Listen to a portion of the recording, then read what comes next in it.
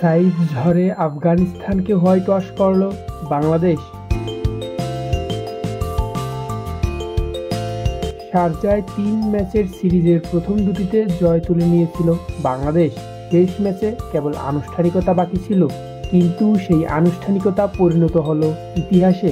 সাইফ হাসানের তাণ্ডবে আফগানিস্তানকে উড়িয়ে সিরিজে ৩-০ ব্যবধানে হোয়াইট ওয়াশ সম্পন্ন করল বাংলাদেশ।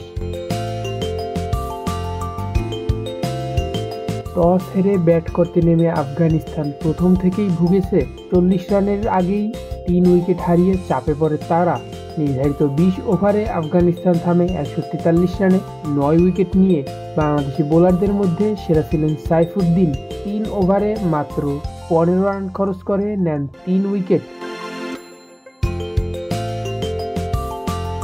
নাসুম আহমেদ ও তানজিম হাসান সাকিব নিয়েছেন ২টি করে, আর শরীফুল ও রিশাদ পেয়েছে ১টি করে উইকেট।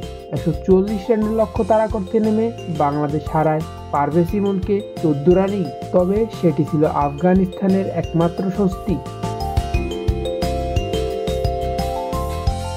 তানজিদ হাসানকে নিয়ে ৫৫ রানের জুটি গড়ে ম্যাচটিকে নিজেদের করে নেন সাইফ হাসান।